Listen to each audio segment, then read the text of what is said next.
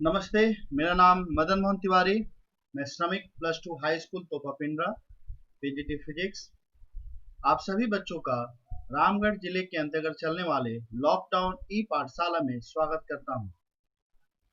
आज हम लोग 12वीं क्लास के दूसरे चैप्टर में टॉपिक कैपेसिटर को डिस्कस करेंगे। सबसे पहले हमको जानना पड़ेगा कि इलेक्ट्रिकल कैपेसिटेंस होता क्या है।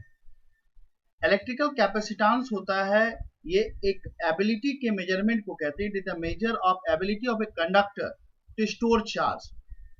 कोई कंडक्टर को अगर हम लोग रखते हैं और उसको चार्ज देते हैं तो उसकी कितनी चार्ज लेने की क्षमता होती है, ठीक है, उसकी कितनी चार्ज लेने की एबिलिटी है, उसके मेजरमेंट को हम लोग कैपेसिटेंस कहते हैं। ठीक है, इसको पुराना नाम इसका जो है वो कैपेसिटी है, कैपेसिटी ऑफ ए कंडक्टर। अगर हम लोग किसी भी चीज को, किसी कंडक्टर को चार्ज देते जाएंगे तो उसका पोटेंशियल बढ़ता चला जाएगा। ठीक है, हम बोल सकते हैं कि पोटेंशियल बढ़ रहा है, चार्ज हम लोग देते जा रहे हैं, दोनों डायरेक्टली प्रोपोर्शनल है। वहीं से हम इक्वेट कर सकते हैं Q equals to CV। Q charge हो गया, V हो गया पोटेंशियल, जब हम चार्ज देंगे तो उसका पोटेंशियल बढ़ेगा, और C हो गया उसका इलेक्ट्रिकल कैपेसिटेंस। हम कैपेसिटेंस को Q बाई V भी लिख सकते हैं। अगर मान लेते हैं हम लोग 1 वोल्ट, V अगर 1 वोल्ट है, 1 वोल्ट से पोटेंशियल बढ़ाते हैं तो कैपेसिटेंस Q के बराबर हुआ। हम ऐसे बोल सकते हैं कि किसी भी चीज का कैपेसिटेंस जो होगा 1 यूनिट होगा। ठीक है, कब? जब हम उसका 1 कूलम का चार्ज देकर के उसके पोटेंशियल को 1 वोल्ट से बढ़ाते हैं।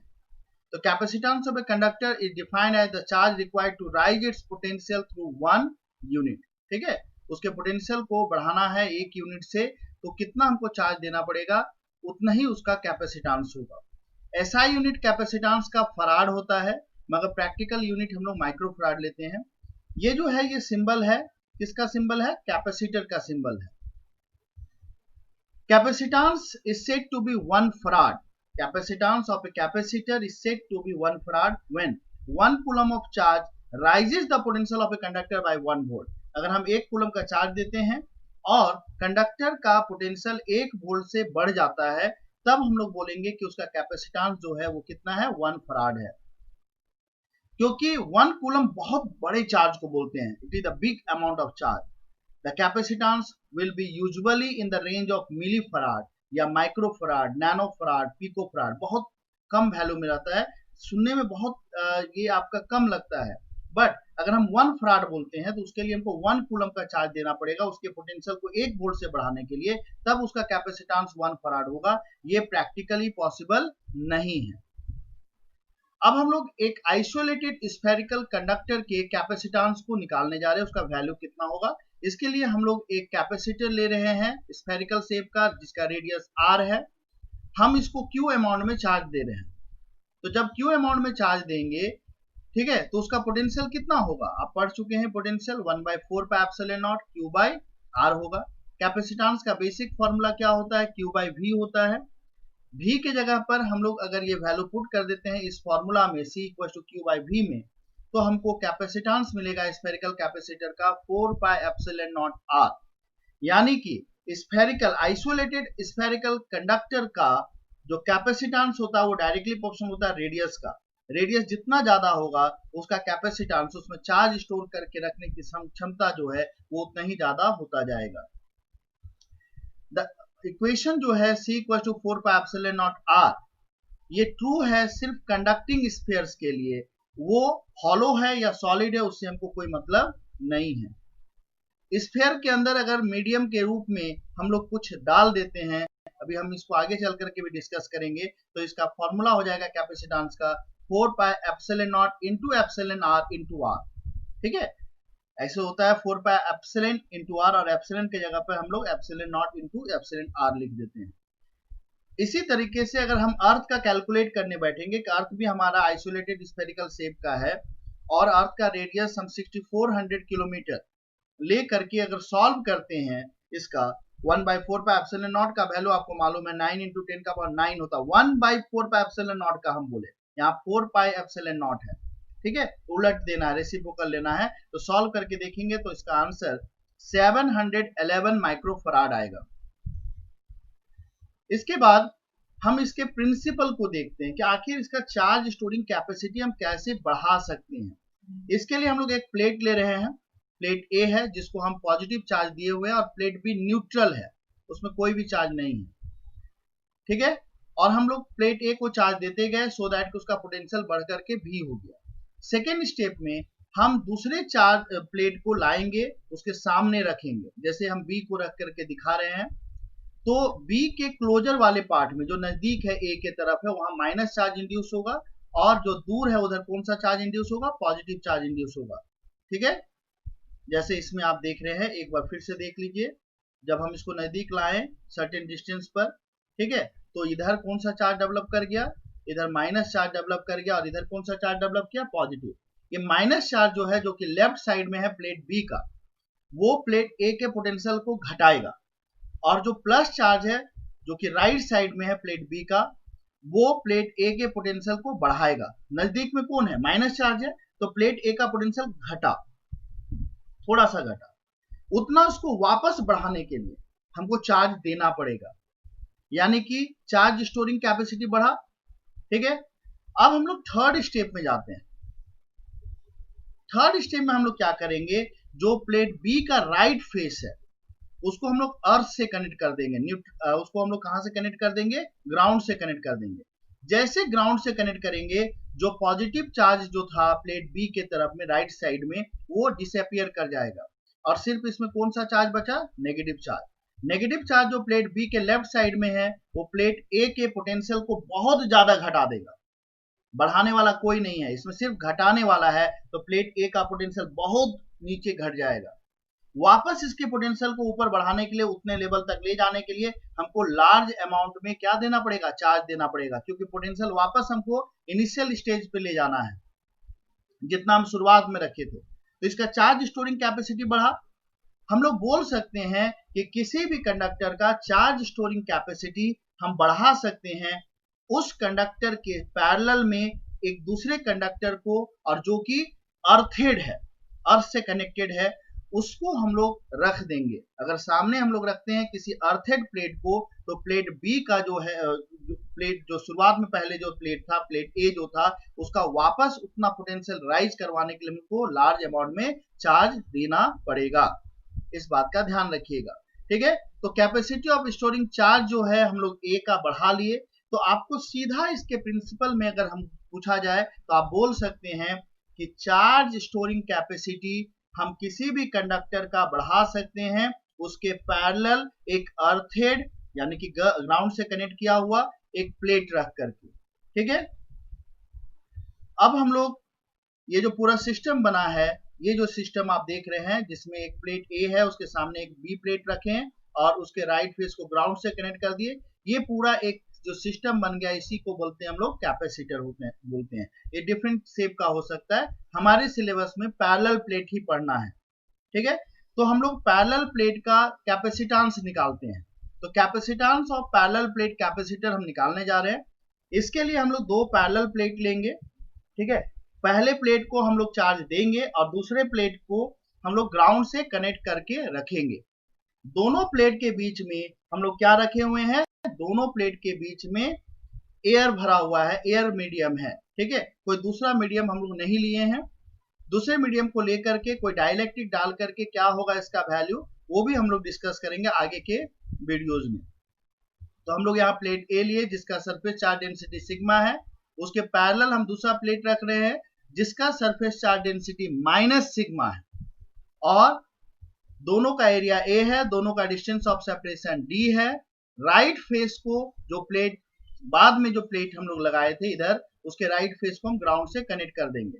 तो इन दोनों के बीच का जो पोटेंशियल डिफरेंस होगा वो कितना होगा, electric field into distance of separation, electric field E लिए हुए हैं, और आपको मालूम है कि फाइनाइट प्लेट के कारण, फाइनाइट साइज के प्लेट के कारण इलेक्ट्रिक फील्ड होता है सिग्मा बाय एप्सिलॉन नॉट। तो पोटेंशियल हो जाएगा sigma by epsilon naught into D, और सिग्मा होता है Q by A, charge per unit area. Put कर दिए तो भी निकला। बेसिक फॉर्मूला कैपेसिटेंस का क्या है, क्यू बाय वी है। हम V का ये जो वैल्यू है इसको जब हम यहाँ पर सब्स्टिट्यूट करेंगे V के जगह पर ला करके तो Q कैंसिल हो जाएगा और कैपेसिटेंस आ जाएगा A epsilon not by D या epsilon not A by D। If the space between the plate is filled with dielectric medium of relative permittivity mu r, sorry epsilon r, in that case तो capacitance हो जाएगा वो हो जाएगा epsilon not A into epsilon r by D। Capacitance of parallel plate capacitor जो है वो directly proportional होता है एरिया ऑफ द प्लेट्स के ऊपर। ठीक है, एरिया अगर ज्यादा है तो कैपेसिटेंस ज्यादा होगा और इनवर्सली प्रोपोर्शनल होता है distance of separation between them के ऊपर।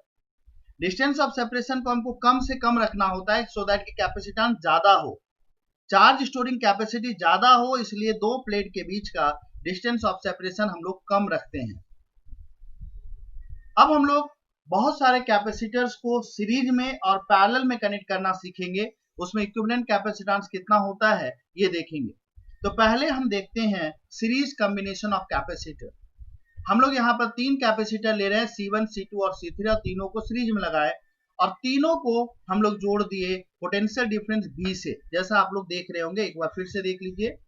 हम पहला कैपेसिटर लिए C1, उसके एक एंड को दूसरे कैपेसिटर के एक एंड से जोड़े C2 से, C2 का दूसरा एंड तीसरे कैपेसिटर के एक एंड से जोड़े और C1 का एक एंड और C3 का एक एंड, मतलब C1 का लेफ्ट वाला साइड प्लेट और C3 का राइट वाला प्लेट को हम पोटेंशियल डिफरेंस V से जोड़े।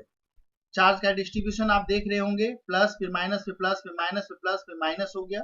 ठीक है, अब हम लोग सीरीज कॉम्बिनेशन में हम लोग देखते क्या है कि हर एक कैपेसिटर में irrespective of their capacitance charge same होता है। पोटेंशियल जो होता है वो इनवर्सली प्रोपोर्शनल होता है कैपेसिटेंस का। ठीक है, Q इक्वल टू CV, तो V होगा Q बाई C। तो एक का पोटेंशियल हो गया V1, दूसरे का V2, तीसरे का V3। टोटल पोटेंशियल V हो गया V1 plus V2 plus V3। अगर हम लोग V को लिखना चाहेंगे पूरे का, इस पूरे सिस्टम का इक्विवेलेंट कैपेसिटेंस C है और टोटल चार्ज Q है, तो V की जगह हम Q बाई C लिख सकते हैं, V1 की जगह Q बाई C1 लिख सकते हैं, V2 की जगह Q बाई C2 लिख सकते हैं और V3 की जगह Q बाई C3 लिख सकते हैं। ये हम चारों वैल्यूज को इस फॉर्मूला में जब सब्स्टिट्यूट कर देंगे तो हम लोगों को क्या मिलेगा, Q by C equal to Q by C1 plus Q by C2 plus Q by C3। Q हर जगह है, कैंसिल हो गया, तो 1 बाई C हो जाएगा 1 by C1 plus 1 by C2 plus 1 by C3। आप देख रहे होंगे 10वीं क्लास में आप पढ़े थे रेजिस्टर, जिसका रेजिस्टेंस होता था। तो इक्विवेलेंट रेजिस्टेंस निकालने के लिए वहां जो पैरेलल में फॉर्मूला पढ़ते थे वो कैपेसिटर के लिए किस में आया, सीरीज में आया। ठीक है, इसके बाद हम लोग देखेंगे, ये सिंपल है, इफेक्टिव कैपेसिटेंस सीरीज कॉम्बिनेशन में घट जाता है as compared to individual capacitance, क्योंकि रेसिप्रोकल का सम हो जा रहा है। अब हम लोग देखेंगे कैपेसिटर्स इन पैरेलल कॉम्बिनेशन। तो इसके लिए हम लोग एक कैपेसिटर लिए जिसका कैपेसिटेंस C1 है, दूसरा लिए जिसका कैपेसिटेंस C2 है, तीसरा लिए जिसका कैपेसिटेंस C3 है, तीनों को पैरेलल में जोड़े।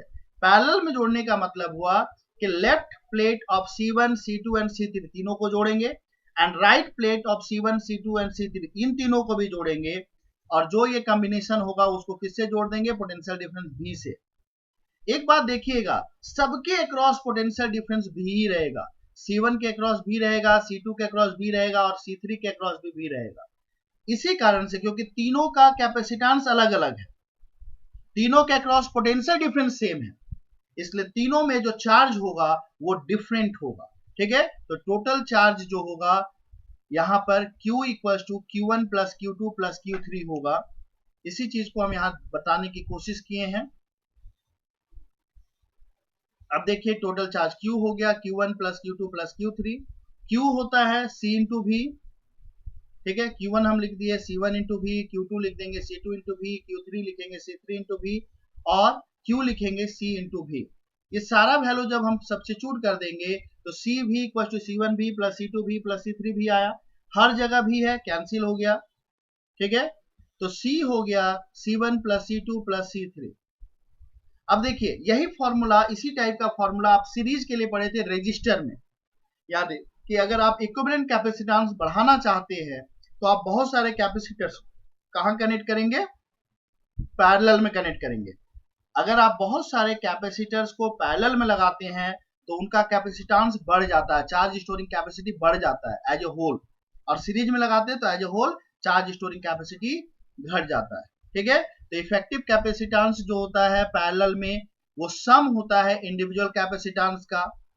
ठीक है, the effective capacitance in parallel combination is larger than the largest of all the individual capacitance. ये ध्यान रखिएगा, जो सबसे बड़ा होगा, जैसे आप ये ऐसे समझिए, एक 10 माइक्रोफराड का है, दूसरा 20 माइक्रोफराड का है, तीसरा 30 माइक्रोफराड का है, और पैरेलल में आप लगाए हैं तो आपका आंसर हो जाएगा 10 + 20 + 30 मतलब 60 माइक्रोफराड। तो सबसे बड़ा था 30 माइक्रोफराड, उससे भी ज्यादा हुआ इक्विवेलेंट कैपेसिटेंस। ठीक है, तो ये हम लोग सीरीज और पैरेलल कॉम्बिनेशन ऑफ कैपेसिटर्स तक आज डिस्कस कर लिए। मैं अगले वीडियो में आपको एनर्जी स्टोर बतलाऊंगा इन कैपेसिटर, और अगर डाइलेक्ट्रिक डाल देते हैं कैपेसिटर के दोनों प्लेट के बीच में तो कितना कैपेसिटेंस होगा ये बतलाएंगे, डाइलेक्ट्रिक के बारे में बताएंगे। ठीक है, उम्मीद करते हैं आपको ये वीडियो पसंद आया होगा। ध्यानपूर्वक पढ़ाई करें।